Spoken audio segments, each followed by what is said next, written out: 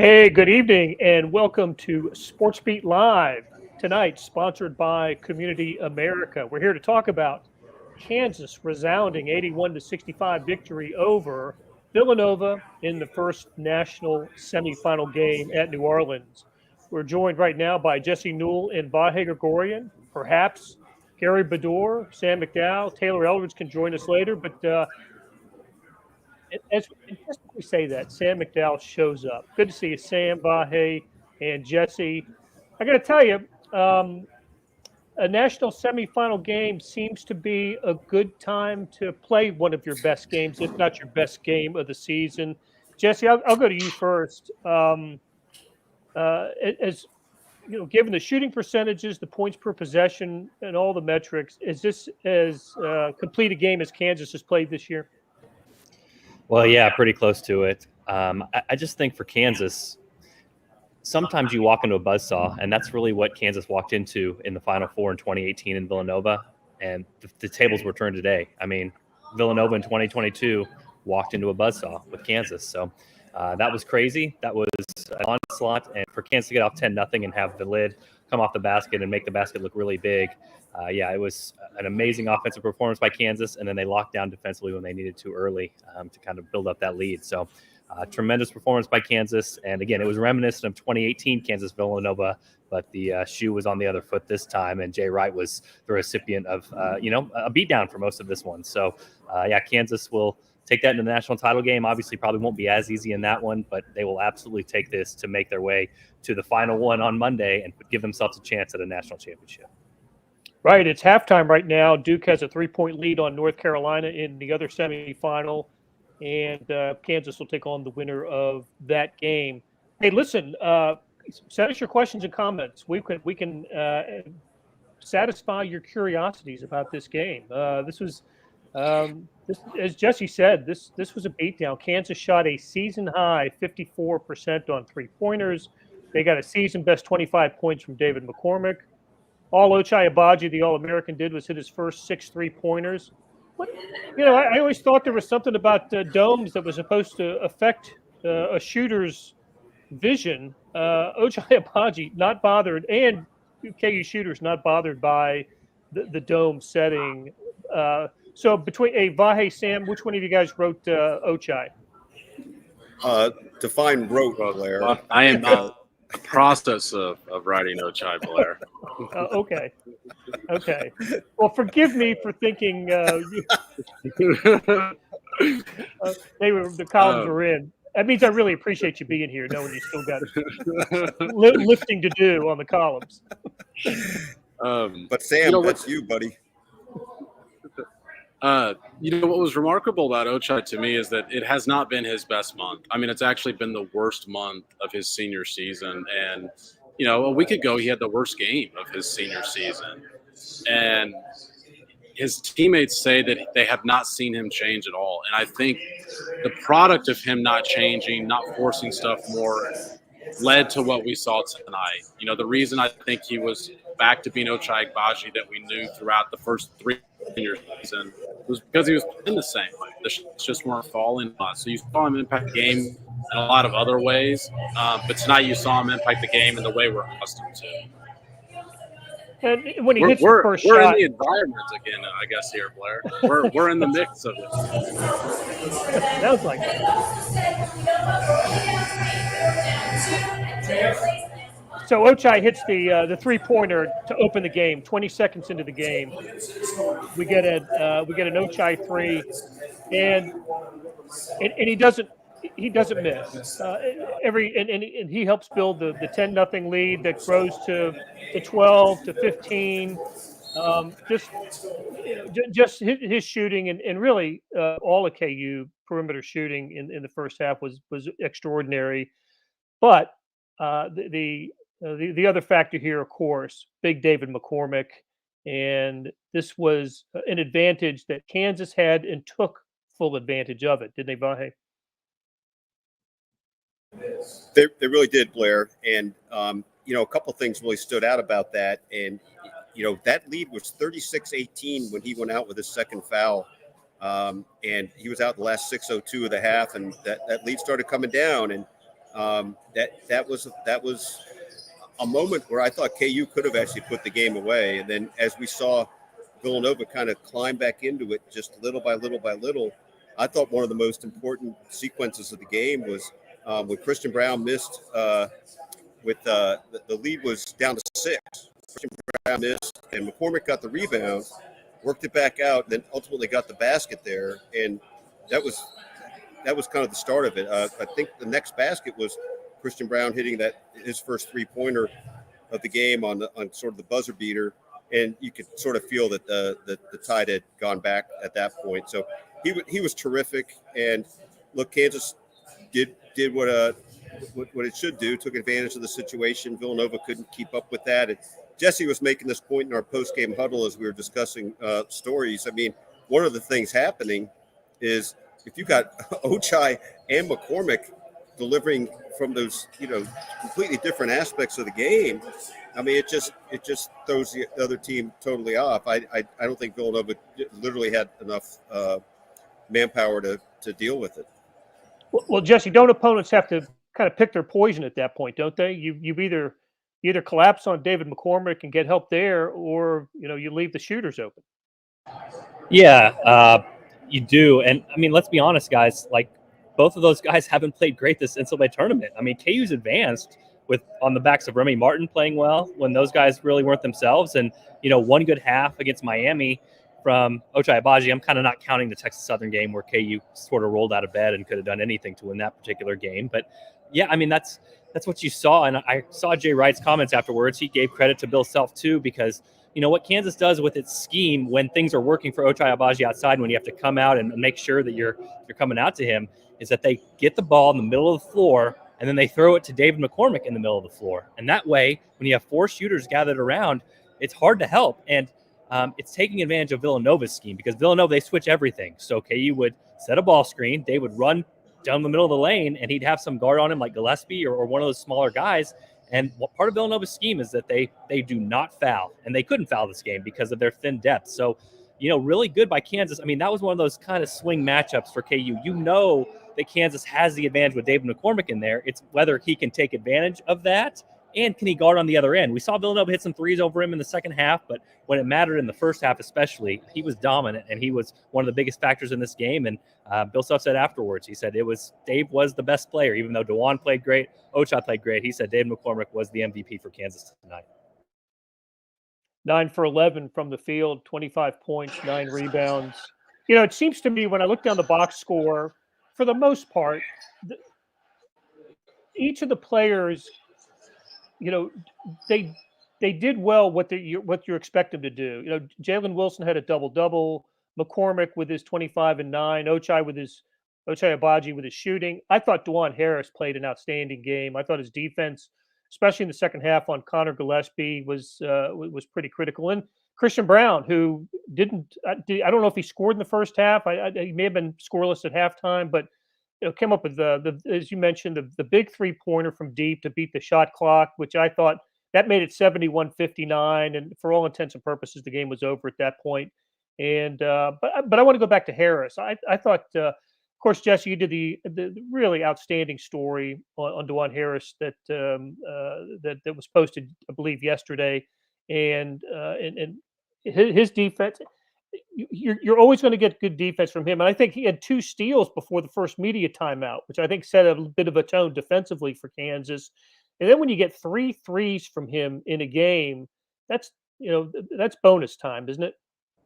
Yeah, it's one of those nights for the other team. If DeJuan Harris hits 3 threes against you, I mean, it's almost lights out, because that's the 3rd time in his career he's done that, and he's going to get open ones. And if he's confident enough to step into those and make them, I mean, they've been efficient for Kansas over time. He normally doesn't shoot them. He kind of defers to others, and that's how he's become a winning player over time. But yeah, this was, I think for Kansas, it seems to me, I know Villanova made a lot of threes in this game, but setting the tone early has been so important for them in this tournament defensively. I just remember Providence the same way. I mean, what was the score of that Providence game? Providence had like 6 points through the first 12 or 16 minutes, something like that. I mean, KU with its switches, with its aggressiveness, with its physicality, all those things completely take the other team out of their game plan and let them know immediately, like, well, this is going to be difficult. We haven't seen defense like this from these previous opponents, and that starts with DeJuan Harris. I mean, everybody knew coming into this game, Colin Gillespie is the offense for Nova, and everybody kind of thought, hey, he's going to try to back DeJuan Harris down. DeJuan Harris is a little bit smaller, that sort of thing, and he tried that, like you said, Blair. He tried that on a couple possessions early, and one of those, DeJuan Harris came away with a steal. It was almost kind of like deer in the headlights for Colin Gillespie, like, I don't know if I want to do this anymore. I don't know if I want to keep turning this over. He had 2 turnovers in the first 4 minutes. Bill Self was highly complimentary of DeJuan Harris, and I think rightfully so. Okay, let's take a break and hear from our sponsor, Community America Credit Union. In KC, unbelievable things happen every day.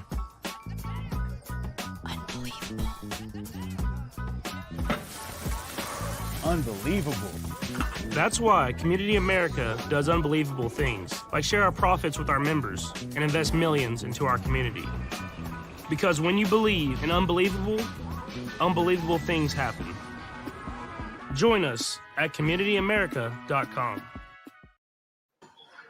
Glad to hear Patrick Mahomes joined us for the show. Always good to have Patrick along on the Community America postgame show. I thought that was your voice, Blair. He tweeted about KU tonight too, so he's kind of playing both sides of this. I saw, yeah. Once his Red Raiders were eliminated, he had to pick a team. It looks like he's picked the Jayhawks. So, what did you guys feel coming into this game? We'll start with you, Sam. What were you thinking this was going to be a KU victory? Yeah, I think the fact that KU has been advancing without Ochai Agbaji playing well, at least without him scoring, the way we're accustomed to seeing, lent itself to credibility that they were going to win tonight.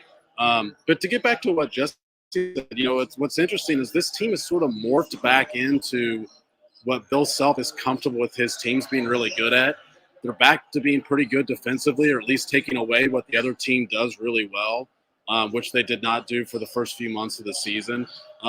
Tonight, they got back to playing inside out. I think a lot of what Ochai Agbaji, it's sort of a chicken or the egg thing where you can say, did his big night lead to David McCormack's big night, or did David McCormack's big night lead to Ochai Agbaji's big night? But regardless, they got a lot of what their work done in the paint. So it's 2 elements, one defensively and one offensively, that it seemed like all of a sudden in March, and here we are in April, this team is back to more of a typical Bill Self team than I think what they've been the first 3 months of the season. Well, and also when McCormack scores like this, he scores as well as any KU big man has, right? He's Azubuike didn't score like this. You just go back to have that kind of production in the paint is quite the. It turns Kansas into something that it turns them into the only number 1 seed left in the tournament, and it really does change sort of the upside for Kansas, I believe. How about you, Vi? I do, and I think that's obviously that's going to be pivotal in whatever we see Monday night, and we can explore that later when we know who the opponent is. But I think you just bring up a really good point, Blair. If you've got that as a bedrock, he may have scored as effectively as anybody, even if he's not as spectacular as anybody we've seen there, right? I think that sometimes is taken away from the perception of him, and he's certainly gotten to be a guy that will be remembered fondly at KU. One of the things I just wanted to add to some of the stuff you've said, and I think Jesse would be best qualified to say if this is real, as would Sam too. But I just thought they were as loose as we've seen them in the tournament, maybe with the exception of the opening round game. I thought they'd been tight a few times, and I just thought from minute 1 out there they weren't tentative. They were decisive. They didn't miss many, but they didn't get bothered when they did miss. Helps that Ochai made, I think, 4 in the first half, right, of the 3-pointers. Maybe it was 5. But I just thought there was something about their whole demeanor that was very compelling early. Well, just the way they answer the runs, right? to Villanova had the momentum going into halftime and had what it cut to was at 11, I believe. 40-29 at halftime. And it felt like because McCormick spent the last 6 minutes of the first half on the bench, that Villanova took advantage, cut the lead, and I thought the first few minutes of the second half was going to be pretty important. And Kansas seized that moment, came out and made their first 4 buckets, 2 threes to open the second half, and really answered Villanova there. And when Villanova cut it to 6, that's when it was what is it? Was it 54-48, something like that? Kansas cut it to 6, or Villanova cut it to 6, and Kansas outscored them by 10 the rest of the way. So look, Villanova played some ones, can't answer for all of them. Everything that Villanova could dish up, you had an answer for tonight. So Joel Jones asks, but notices no mention of Remy Martin from you all. Look, Villanova's defense on Remy Martin was pretty good. There was think about what Kansas won a 16-point victory tonight, and there was I don't have these stats in front of me, but no transition, very few transition buckets for Kansas where Remy Martin seems to thrive, and they did with half court. They scored 81 points in a game in which they did not fly up and down the floor because, credit Jay Wright and Villanova for taking that away. But that's Remy Martin's game too, isn't it, Jesse? Yeah, it is. No fast break points for Kansas for the first time all season, and that's been a strength of theirs all year. So, again, to score whatever it was, 1.398 points per possession for Kansas, 81 points in a very low possession game. It's the highest mark any offense has scored against Villanova in the last 5 seasons. And to do that without transition, which is what KU is best at, that's astounding numbers. And going back to Vahi's point, I just think the looseness, absolutely. And, there's just such an emphasis on the road to the Final Four. And it kind of is that breaking point. You know what I mean? Like, if you make the Final Four and lose, everybody sees your season as a success. If you make the Elite Eight and lose, everybody sees your season as a failure. So it really did feel like, I know it's nice for Ochai to get that first one off and make it and be able to grab some confidence that way. But that was a different Ochai than we've seen in the first 4 games. It absolutely was. And I think part of that is, human nature. You don't know what's going to happen. But I think he was able to take a deep breath and go, okay, now it's time to just go play. I mean, all that, hey, you were a failure in your senior year at Kansas because he came back. This is what he wanted to do, all those sorts of things. That had kind of melted away. So, but going back to Remy Martin, and I think Sam's point was a good one earlier, Kansas going back to playing how Bill Self wants. I don't think Remy was a major factor in this game. I know they like to play the 2 guards in there for a while, and I think that's a really good lineup for Kansas when they get DeJuan and Remy in there. But this was a game that KU won with execution. They were able to get the ball to David McCormick in the paint with deep post touches. They were able to get open threes and move and play their 4 game and do dribble handoffs and open guy take the open shot. So to me, Remy Martin has helped them, obviously. I mean, he helped win them the Creighton game. He helped win them the Providence game, but I don't think this was a Remy night. I think this was a team night, and this is how Kansas won the Big 12 earlier, and sort of along those lines we talked about, this reverting back to an old Bill Self team. I kind of felt that way today.